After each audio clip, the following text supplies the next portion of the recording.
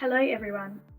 I'm really excited to be contributing a module to AI Ethics Global Perspectives. I'm going to use this module to explore relationships between cybernetics and AI ethics. And I'm going to do this in 3 parts. I'm going to start with an introduction to cybernetics. Then I'm going to give a little overview of different ways of thinking about and articulating AI ethics. And then I'm going to bring the two together to explore how cybernetics can help reframe how we think and undertake ethical AI design.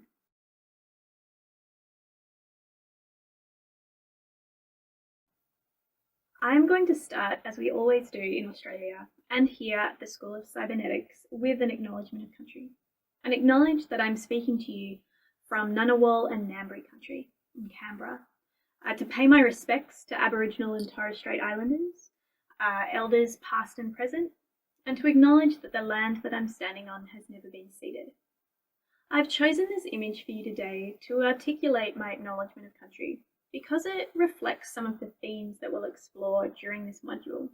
You're looking at an image of the Brindabellas, a mountain range just outside Canberra. When you look at it, you can see a range of things emerging in that image. You can see evidence of human engineering, human intervention. You can see that there's regeneration underway across the landscape. You can see evidence of technical systems, electricity infrastructure. You can see fire trails. You can also see an environmental ecosystem. And what is significant about this image is that it is also an image of kind of a past, a present, and looking towards a future. Because that particular area outside Canberra was completely devastated by the 2003 bushfires here just outside the city. And so what you're looking at is a story of regeneration and re-engagement with a landscape with a view to building a national arboretum for generations to come. In this image are themes like human, ecological, and technological systems intertwining in relation to each other. You have a story of the past and the present and a future that unfolds before it. And you also have a sense of perspective. You can see that the photographer in this image is seeking out something particular. They have a vantage point. They bring a sense of something that they value and try to capture. And what is it that they try to capture? They're trying to capture the light falling across the range. And so those concepts, the human, the ecological, and the technical intertwined, a sense of perspective, a sense of past, present, and future are things that we're going to explore throughout this module.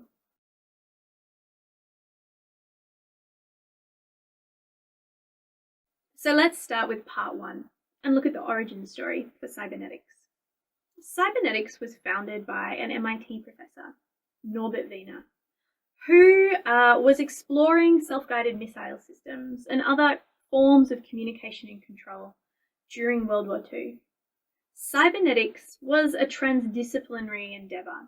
It brought together a range of disciplines dedicated to discussing relationships between humans and machines and the environments that we sat within, understanding how these things related to each other, intersected with each other, provided information and received information in return.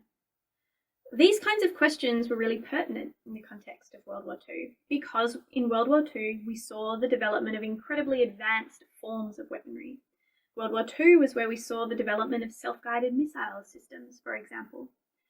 An example of a self-learning system able to gauge something about the environment it sat within and make a seemingly autonomous decision in response. Cybernetics influenced developments in anthropology, neuroscience, systems engineering, mechanical engineering, and a range of other theories and advancements in disciplines across the 1950s and 60s. It also included voices in the development of artificial intelligence. Some of those early contributors to discussions around cybernetics were present at that first research workshop in the mid-1950s at Dartmouth in the United States, contributing to the development of a new agenda for computing called artificial intelligence. Cybernetics was inherently messy. It recognized that the systems that we develop were always in dialogue with, responding to, influencing, and being influenced by these dynamic systems that they sat within and intersected with. That's something that we've potentially forgotten over the past 75 years, developments in computer science and artificial intelligence. And so it is a really pertinent moment to be exploring what it is cybernetics can tell us about AI today.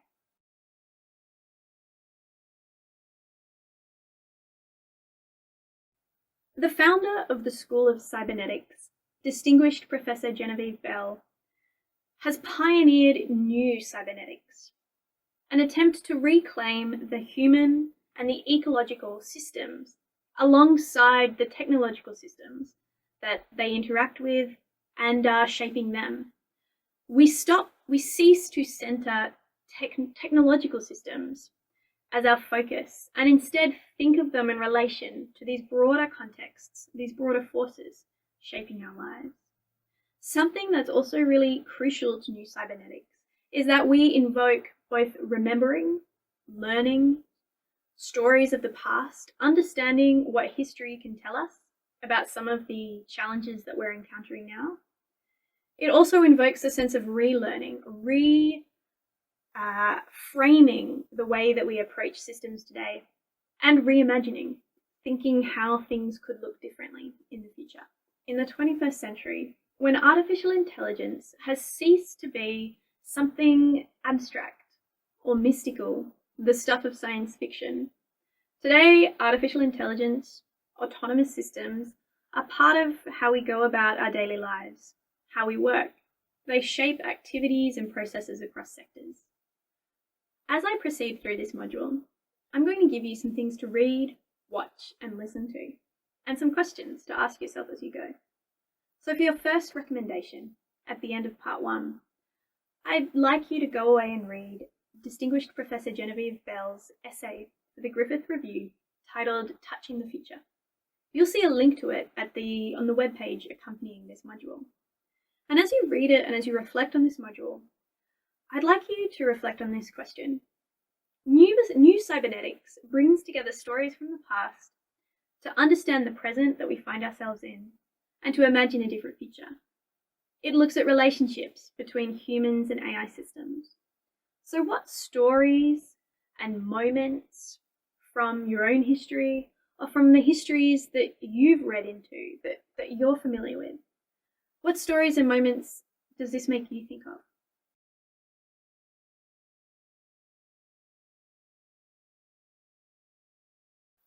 In part 2, we're going to unpack ethical AI a little bit. But before we do, we need to pause for a moment and fix on a definition of artificial intelligence for the purposes of this section. There are many definitions of artificial intelligence. A definition that we often invoke here at the School of Cybernetics is a way of describing artificial intelligence that comes from the AI Now Institute in New York. And they simply refer to artificial intelligence as a constellation of technologies, processes, tools, techniques that together bring about an autonomous or semi-autonomous way of approaching a process. So that constellation of technologies idea is a really cybernetic one, that there are a range of processes, roles, actors, technologies involved in building one system.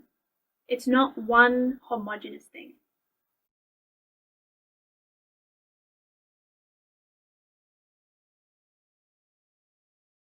In 2020, Carly Kind, who's the director of the Ada Lovelace Institute in the United Kingdom, described 3 waves of ethical AI.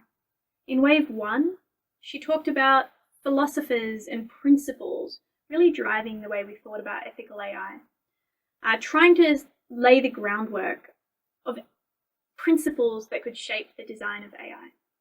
In wave 2, we primarily became focused on technical interventions. How is it that we could rectify or address issues like bias in the outputs of automated systems?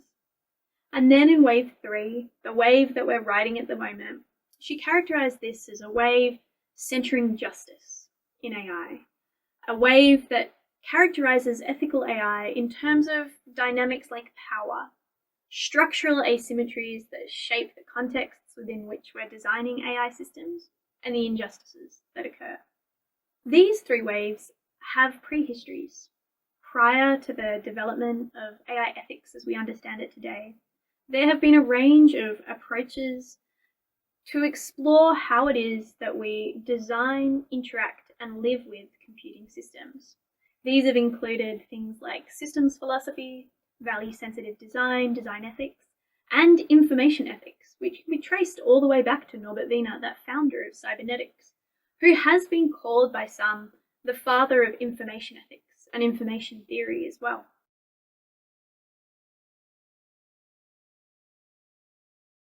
So what is different about cybernetics?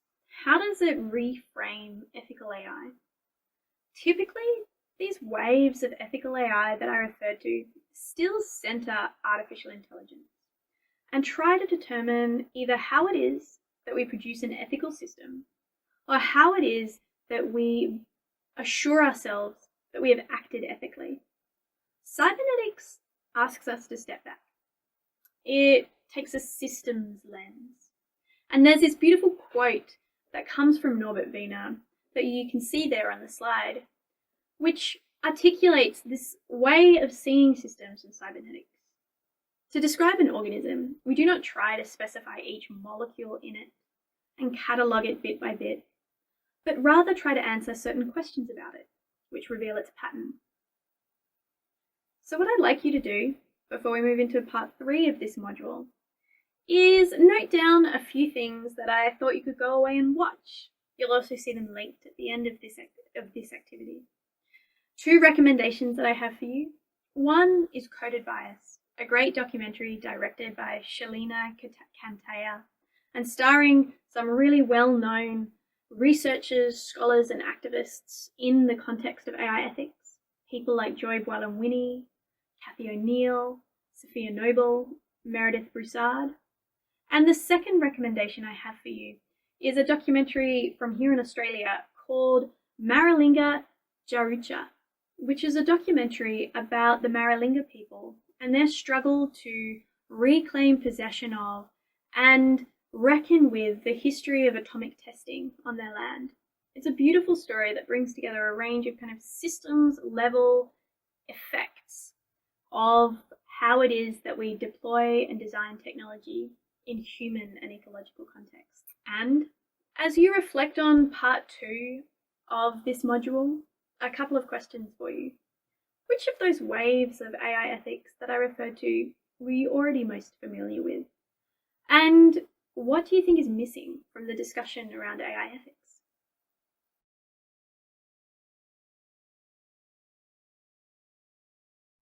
So now we're into part 3, where we bring cybernetics and ethical AI together to explore how cybernetics can help reframe certain elements of ethical AI. So cybernetics helps us break down that concept of ethical AI as a constellation of people and processes and infrastructure and responsibilities and motivations that are all part of ensuring that the AI that we live with is safe, responsibly designed, and responsive to injustice and harm, that it is in fact ethical in a dynamic, evolving sense. It allows you to recognize that ethical AI is not the role of one person or one team, but is in fact a dialogue, a relationship of cause and effect, and then cause as a result of that effect, that are kind of always unfolding around both the systems that we develop and the way that they're received in the world. Cybernetics gives us a sense of dynamism in acknowledging that the contexts that we operate within are ever-changing. We recognize that what is perceived as ethical now will not always be so, because what is perceived as ethical is the product of our human values and assumptions, and those values and assumptions vary vastly by culture, context, and personal circumstance.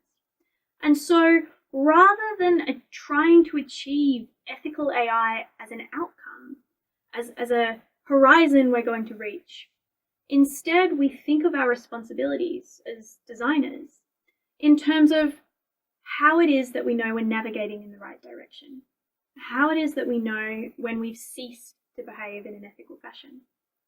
Cybernetics also gives us a language for talking about relationships, intersections, relationships between people and technologies, relationships between people, technologies, and environments, and the effects of those relationships, what they're doing to each other. And it re-centers our efforts as designers around not achieving perfect systems, but ensuring that the processes and practices that we use build in agility, responsiveness, resilience, building systems that are resilient in the face of the dynamic, changing contexts that they operate within.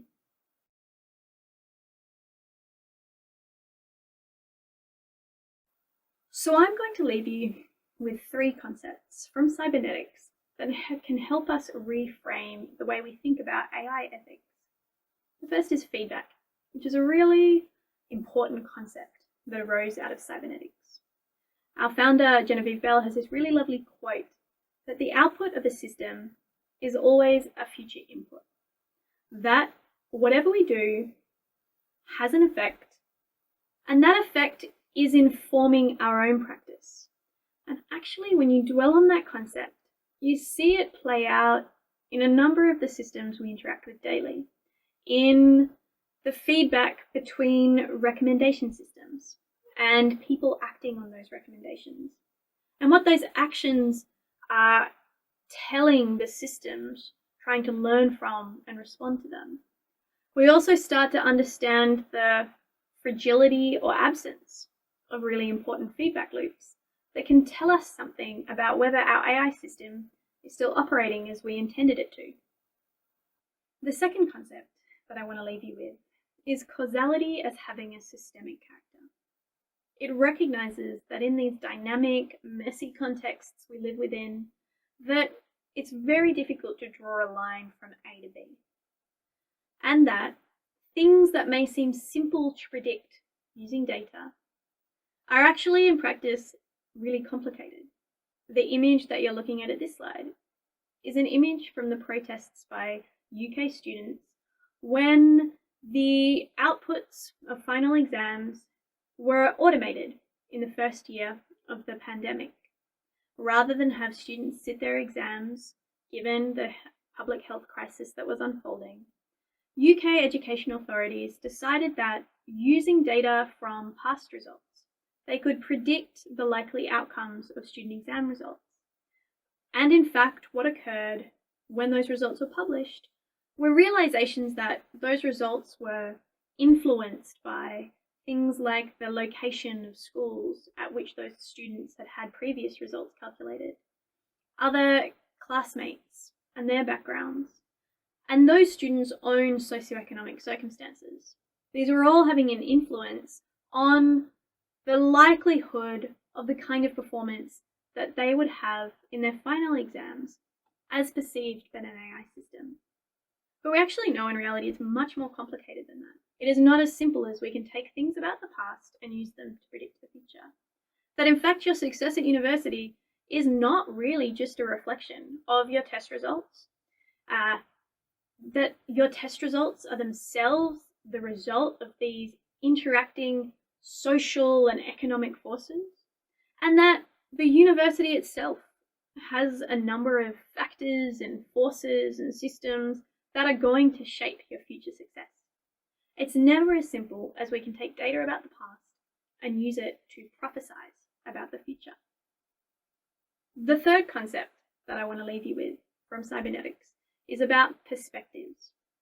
A really important transition from first order to second order cybernetics was the realization that we were not observing systems from somewhere else, somewhere objective and apart from the automated systems we were trying to engineer or the humans that we were trying to study.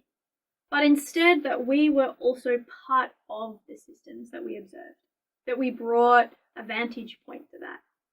And there's this great quote that you'll see on the slide from Heinz von Forster, an incredibly well-known physicist and mathematician and an early cyberneticist, who said about perspective and stance, I mentioned objectivity before, and I mention it here again as a popular device for avoiding responsibility. Objectivity requires that the properties of the observer be left out of any descriptions of his observations, with the essence of observing, namely the processes of cognition. So what does this mean in the context of the kinds of AI systems being developed and employed today? Here's one example on the slide that you can see, which was a story documented about the failures of an AI system developed by Google to diagnose eye disease from images of the eye when it was transposed from the lab to a real-life environment. In that messy human context, a number of factors were influencing and affecting the performance of that system.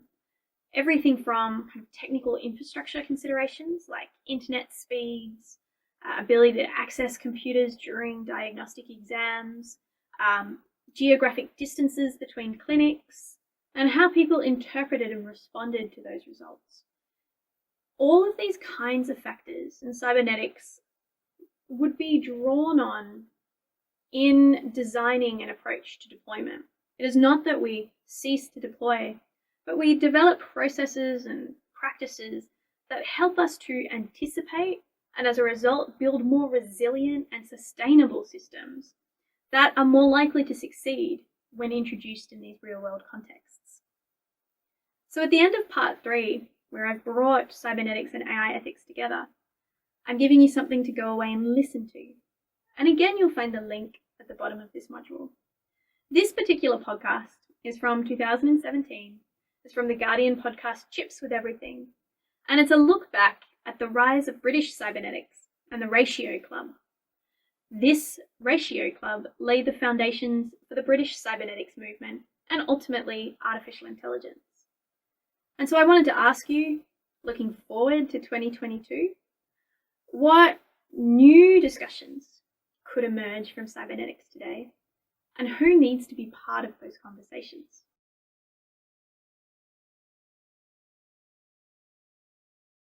The School of Cybernetics is based in Canberra, Australia. You're looking at a beautiful image of our Birch building. We are a transdisciplinary school. We bring together computer scientists, roboticists, educators, lawyers, journalists, theatre makers, nuclear physicists, a range of people with different kinds of expertise who share a common mission and a set of values, and that is using cybernetics to help us solve complex problems in the world, and in particular, to help us develop a new branch of engineering to manage AI systems safely, sustainably, and responsibly. We have education programs spanning micro-credentials all the way through to a master's and a PhD program.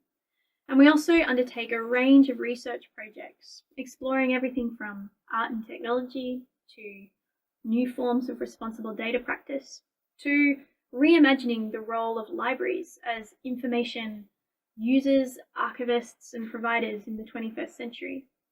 We are together dedicated to creating a sustainable, enduring set of practices and approaches to cultivate responsible, sustainable, and ethical AI.